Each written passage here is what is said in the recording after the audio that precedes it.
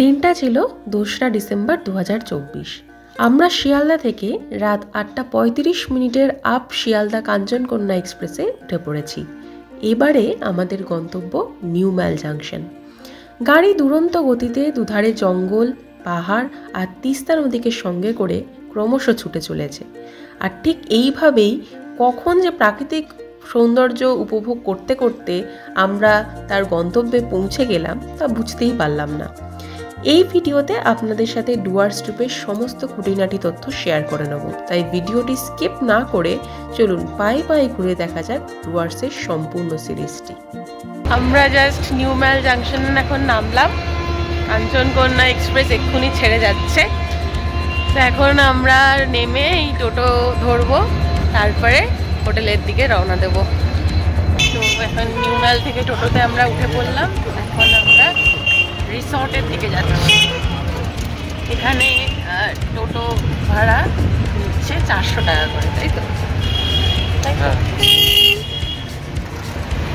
এক্ষেত্রে আর একটা ইনফরমেশন দিয়ে রাখা ভালো যে যারা ভাবছো যে ছোট গাড়িতে যাবে তারা এখানে মোটামুটি 600 থেকে 800 টাকা করে ভাড়া, আর যারা টোটোতে যাবে প্ল্যান করছো তারা মোটামুটি 400 টাকা করে ধরে রাখো পার হেড না পার বুকিং। আমাদের বুকিং করাই ছিল টোটো, তো আমাদের সেক্ষেত্রে কোনো অসুবিধা হয়নি।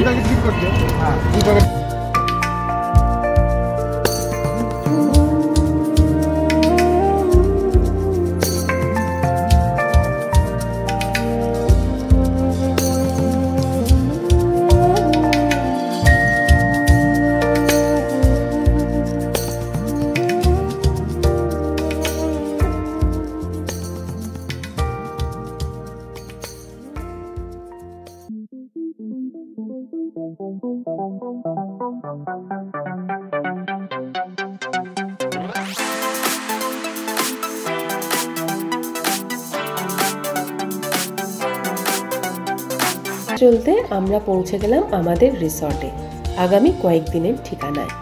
এই রিসর্টটি মূর্তি নদীর একদম পাশে, তাই পরিবার পরিজনদের নিয়ে যদি আপনারাও 2-3 দিন এখানে সময় কাটাতে চান তাহলে হোটেলের নাম এবং কন্ট্যাক্ট নাম্বার আমি আপনাদের সুবিধার্থে ডেসক্রিপশন বক্সে দিয়ে রাখলাম। হ্যালো, কেমন লাগছে? দারুণ সুন্দর রিসর্ট। এখানে রাইড করা যায়, একটা ছোটো ছোটো কুটির আছে, খুবই সুন্দর রিসর্ট, খুব নিরিবিলির মধ্যে শান্ত পরিবেশ, দারুণ। তো এই মুহূর্তে যে আপডেটটা দেওয়ার সেটা হচ্ছে যে আজকে বিকেলে আমরা গাজলডোবা যাব। সেখানে ওই মূর্তির সাইডে একটু বিকেলটা ঘোরাফেরা করব। বেসিক্যালি ন্যাচারাল বিউটি, সো এটা এনজয় করার পরে কালকে আমাদের সকাল সকাল জলদাপাড়াতে টিকিট বুক করা আছে সাফারির জন্য। তো কালকে আমরা সাফারি করব। সকালবেলা 8:30টার দিকে আমাদের সাফারির টিকিট বুক করা রয়েছে, তাই এই অ্যাকর্ডিংলি প্ল্যান করেছি। এখন দেখা যাক কতটা কি এক্সিকিউটেড হয়। আফটার অল আমরা এখন একটুখানি বাগানে ঘোরাফেরা করছি। রিসর্টটা অসম্ভব সুন্দর। এখানে তোমরা দেখতেই পাচ্ছ যে এখানে ক্যাম্প মতো, কটেজ মতো রয়েছে এবং এখানে সুন্দর বাগান রয়েছে এবং বাচ্চাদের জন্য খুব ভালো একটা সুন্দর জায়গা। গ্রিন প্রচুর মাত্রায় রয়েছে, গ্রিনারি।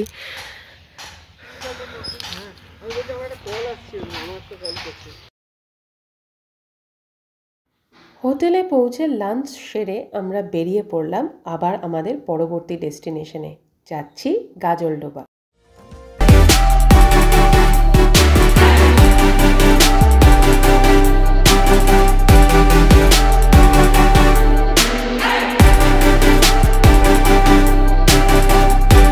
মুহূর্তে বাজে 3টে। আমরা যাচ্ছি গাজলডোবার উদ্দেশ্যে এবং গাড়ি করে, একটা ছোট গাড়ি করা হয়েছে, সেই গাড়িতে করে আমরা এখন গাজলডোবা যাচ্ছি।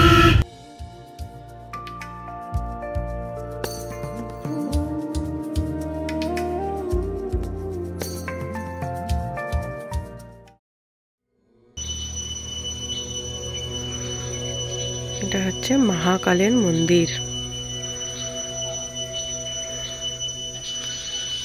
নির্জন নিরিবিলিতে মাতৃদেবের আরাধনা।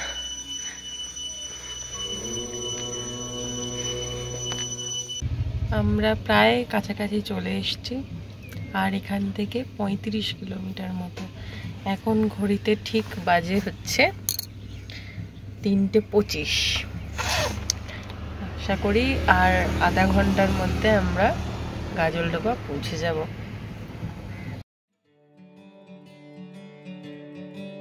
ये रास्ते, ये वादियां और ये फिजा, न जाने ये हमको ले चले कहाँ, न जाने क्यों धुंधले हैं सब रास्ते,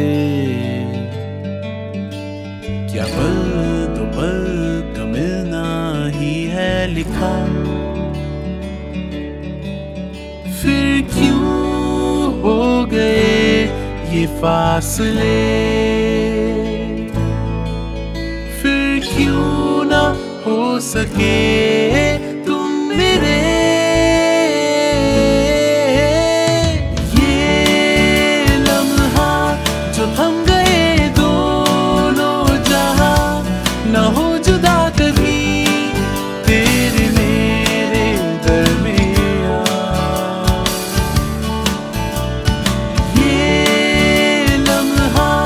जो थम गए दोनों जहां, न हो जुदा कभी तेरे मेरे दरमियां।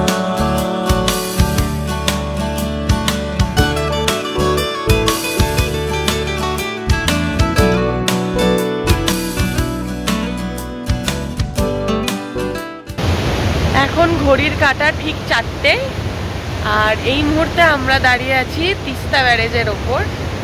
এখানে প্রায় 7টা লক গেট আছে, যার মধ্যে একটা লক গেট এই মুহূর্তে ওপেন আছে, এবং এই যে জলটা সোজা চলে গেছে বাংলাদেশের দিকে।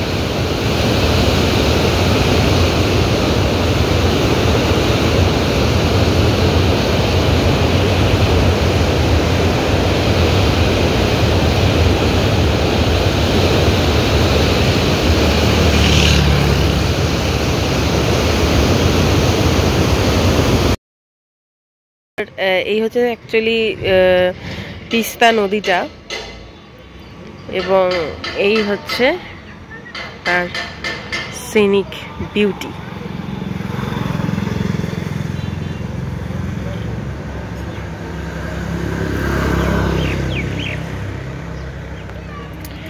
এখানে ফটো সেশন করার এনাফ জায়গা রয়েছে। এখানে এই গাজলডোবা জায়গাটা বিখ্যাত অ্যাকচুয়ালি, এখানে নাকি প্রচুর পরিযায়ী পাখি এই শীতের সময়টায় আসে।